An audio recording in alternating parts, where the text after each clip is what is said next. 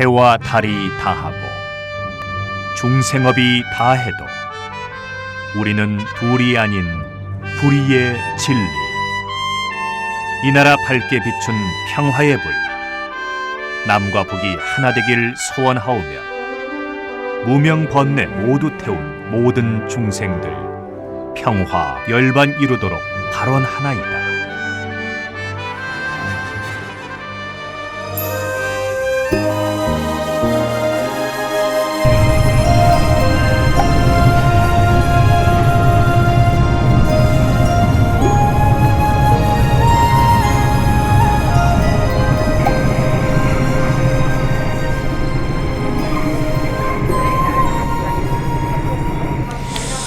오늘의 순례는 경상북도의 풍기에 있는 소백산 희방사입니다.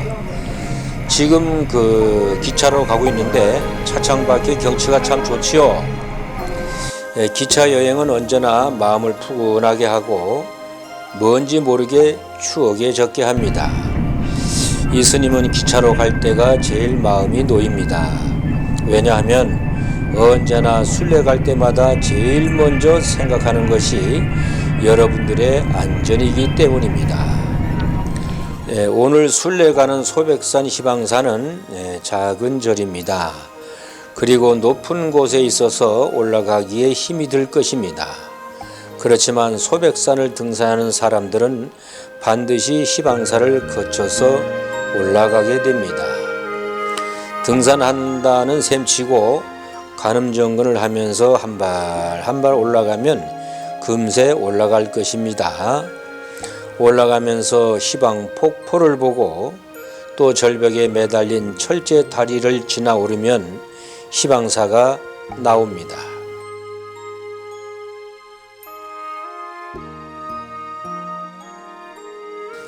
천천히 안전하게 한 발 한 발 오르시기 바랍니다.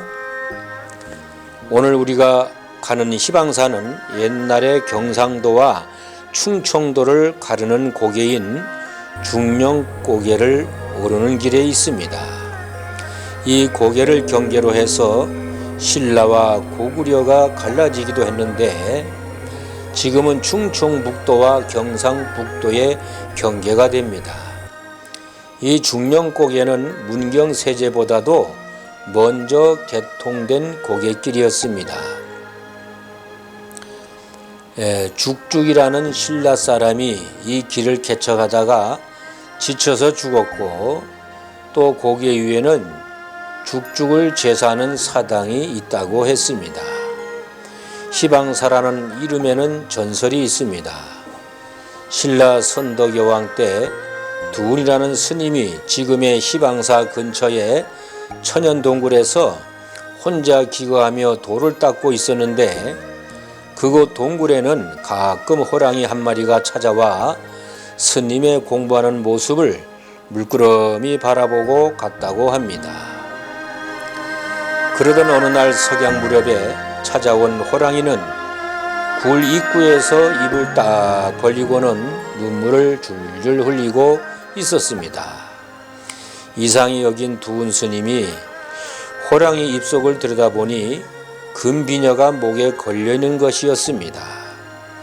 사람을 잡아먹은 것이었습니다.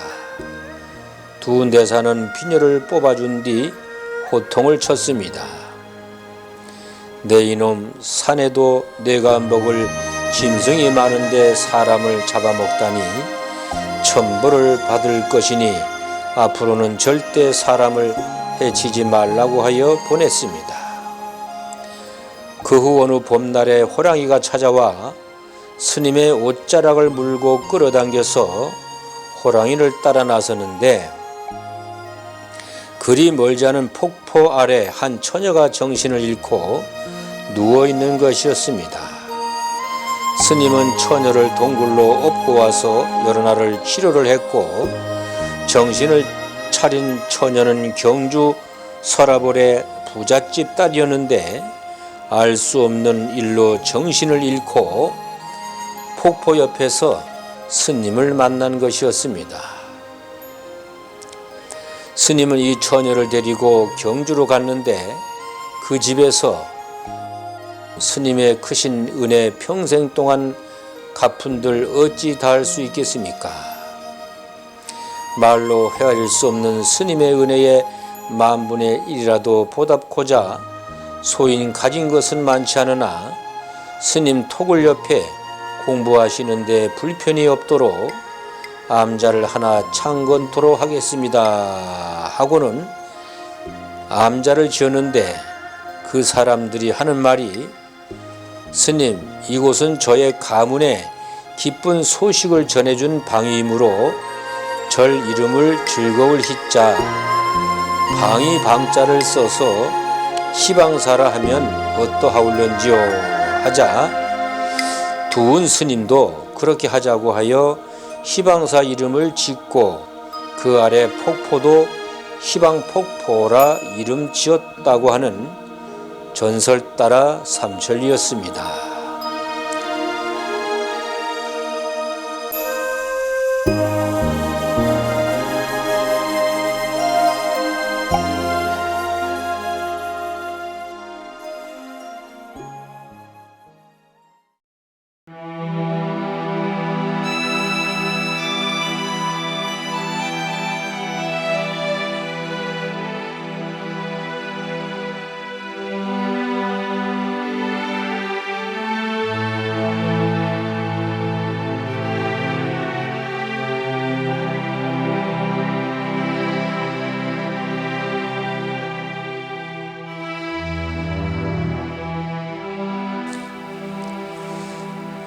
오늘의 그 법문은 나를 찾는 108기도문 제61배에 대한 법문입니다.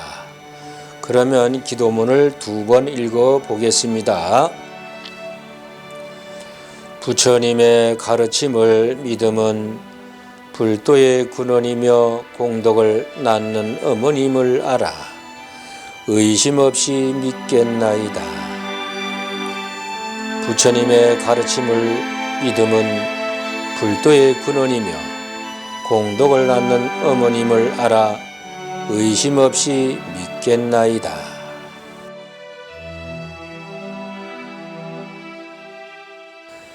저 스님이 이야기하는 것이 맞나 하고 주저하거나 이렇게 불공 올리면 공덕이 생기냐 하고 머뭇거리지 말고 믿고 수행하라는 것입니다. 그런데 지금 여기 우리 그 108산사 회원들은 이미 부처님의 가르침을 철석같이 믿겠다고 그 마음을 내고 오신 것이 맞습니까? 반신반의해서 믿는 것도 아니고 안 믿는 것도 아닌 그런 어정쩡한 믿음을 가지고 오신 것은 아니시겠죠? 오늘의 법문이 바로 믿음에 대한 것입니다. 어느 종교나 믿음이 근본인 것은 말할 나위가 없지요. 지금 여러분들이 그 부처님의 가르침을 믿으니 이렇게 108산사 순례도 나서고 또 각자 자기 사찰에도 가고 하지만 믿는다는 것은 아주 쉬운 일이면서 매우 어려운 일입니다. 내가 뭐든지 다 알면 굳이 믿고 자시고 할 필요가 없겠죠. 이미 내가 다 알고 있는데 사성제도 다 알고 윤회는 왜 하게 되는지 다 알고 번뇌를 어떻게 떨쳐버려야 하는지 왜 제법 무아인지 나는 어디서 와서 어디로 가는지도 알고 내 앞날의 운명도 알고 우리 아이의 앞날도 다 안다면 뭘 믿고 자식할 것이 없죠. 우리는 모르기 때문에 부처님의 가르침을 믿는 것입니다. 고통에서 벗어나는 가르침을 믿는 것입니다. 나와 우리 가족이 행복해질 수 있는 가르침을 믿고 따르는 것입니다. 그런데 왜 믿으면 그렇게 되는지, 왜 믿어야 하는지 의심이 생기게 됩니다. 이제 막 유치원에 들어간 아이에게 저 하늘의 해와 달은 왜 지구로 떨어지지 않는지를 아무리 설명해도 모릅니다. 그저 선생님이 가르쳐 주는 대로 믿는 것입니다. 그러다가 나중에 중력을 배우고 우주를 배우면 알게 됩니다. 마찬가지로 불법의 큰 바다는 믿음으로서 들어가고 지혜로서 건넌다고 나가주르나 용수보살이 말했습니다. 이 말은 믿음에 의해 불법의 넓은 바다에 들어가고 지혜에 의해 큰 바다를 건널 수 있다는 것입니다. 부처님의 가르침을 받아들이는 마음, 그것을 따르는 마음이 바로 불법의 첫걸음인 것입니다. 불교도 믿음이고 이슬람도 믿음이고 기독교도 믿음입니다. 아무것도 모르고 막상 절이나 교회에 가보면 저렇게 이야기하는 것을 믿어야 하나, 또 저게 무슨 의미가 있나 하고 의구심이 마구마구 생깁니다. 그러나 어느 종교든 일단은 믿어야 합니다. 용수보살의 말처럼 일단 바다에 들어갔으면 이 바다를 건너가야 합니다. 피안으로 가야 합니다. 도피안이 바로 우리 목적입니다. 이 거칠고 멀고 험난한 바다는 지혜라는 배로 건넌다고 하였습니다. 수영으로 건너가는 게 아닙니다. 건넌다 하면 바로 기도와 염불과 좌선과 팔종도와 육바라밀의 실천으로 깨달음에 도달한다는 것입니다. 아시겠습니까? 우리들이 모처럼 보배가 가득한 산에 간다고 해도 손이 없으면 보배를 캘 수가 없듯이 불법의 산에 들어간다 해도 믿음이라는 손이 없으면 진리를 받아들이지 못한다고 용수보살이 이야기하였습니다.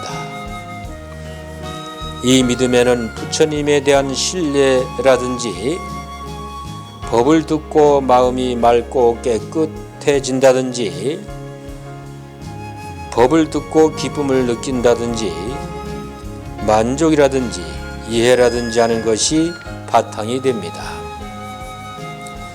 보배가 가득한 산에 들어가 마음껏 보배를 손에 넣는 것과 같이 믿음의 공덕은 무엇으로도 비유할 수 없을 만큼 큽니다.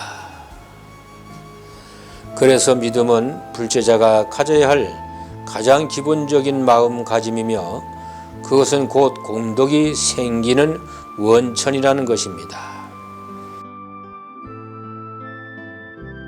하흠경 현수보살품에는 깨끗한 믿음은 번뇌를 떠났기에 단단하며 교만을 제거하여 공경의 근본이 된다고 하였습니다.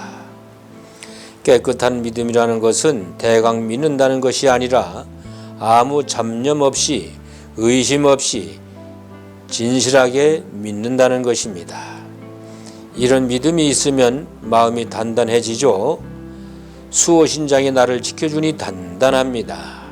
소위 철석같이 믿는다는 것입니다.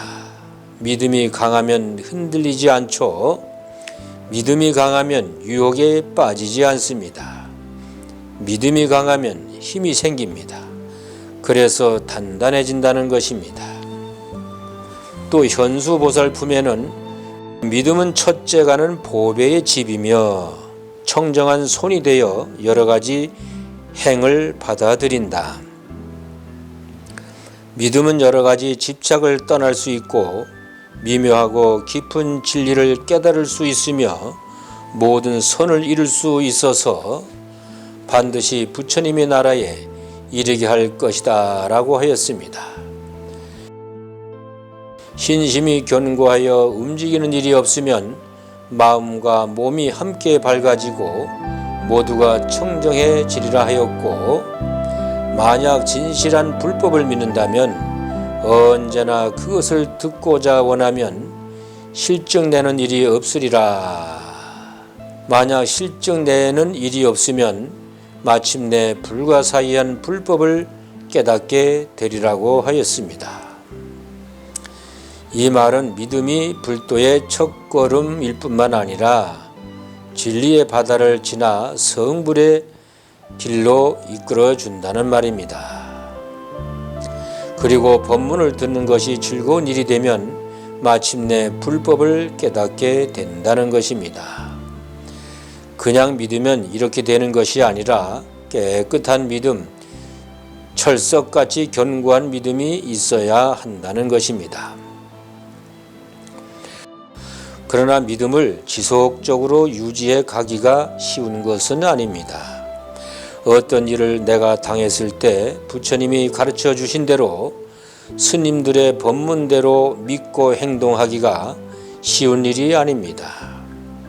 예를 들면 길을 가다가 거린들을 보거나 불쌍한 사람을 보면 당연히 부처님이나 스님들은 보시를 하라고 했습니다. 도와주라고 했습니다. 그러나 나는 선뜻 동량을 해주지 못하거나 도와주지 못하고 머뭇거리며 지나쳐가는 경우가 많을 것입니다.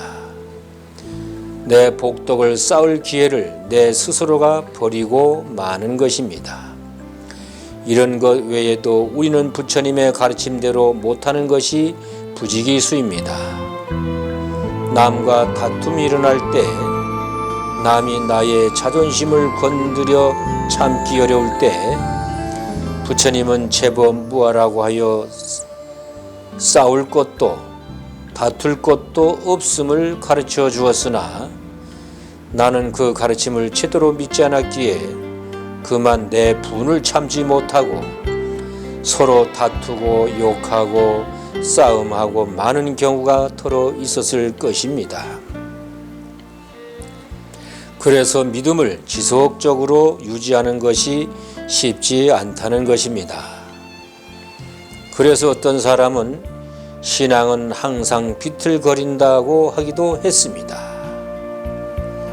가르침은 받았는데 그것을 실천하고 지켜나가기가 쉽지 않다는 것입니다.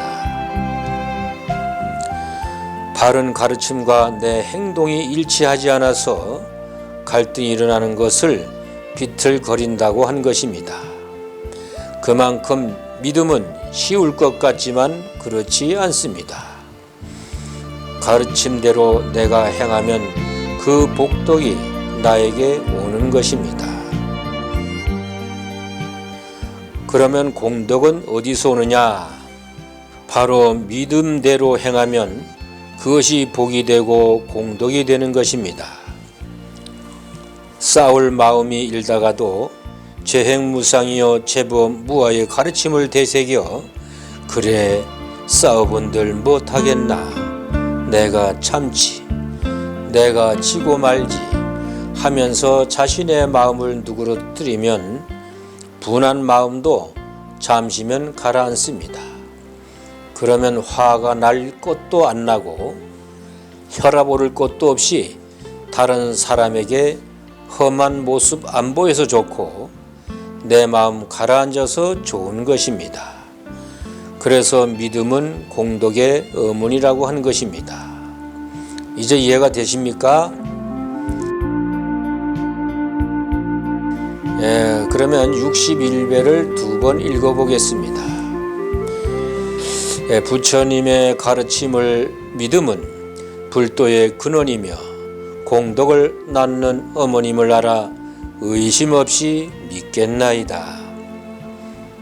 부처님의 가르침을 믿음은 불도의 근원이며 공덕을 낳는 어머님을 알아 의심 없이 믿겠나이다.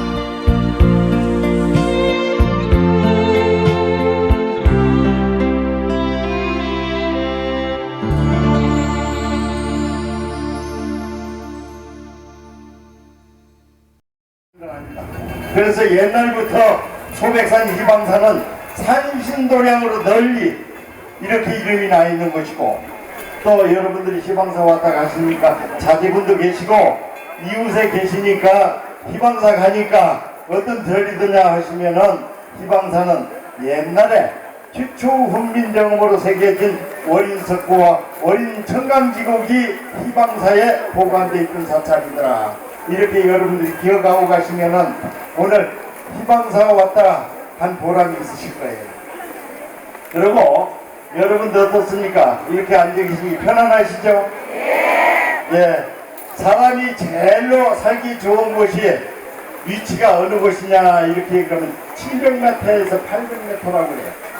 그래서 희망사 위치는 750m 위치하고 있는 사찰로서 여러분들이 올라오시지만 요즘에 계곡에 물도 절절절절 흐르고 물소리를 듣고 앉아있다 보면은 모든 머리가 아주 정리가 되고 마음이 편안해집니다.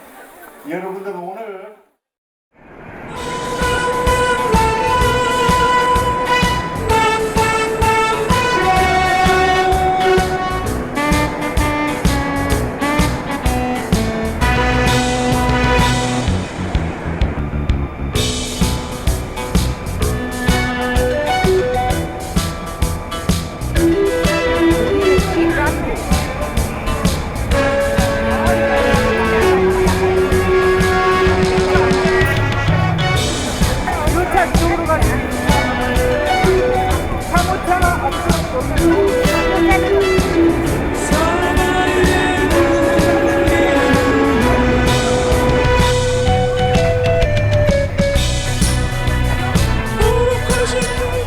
시방사라는 곳을 그걸 걸어서 그 시방 폭포를 보면서 걸어가기가 쉽지가 않습니다. 그렇기 때문에 이 가을에 물이 거는 단풍을 만끽하면서 스님하고 그 계곡을 따라서 아름다운 숲길을 오늘 산에 명상의 숲길을 한번 같이 한 발 한 발 걸어가시기 바라겠습니다.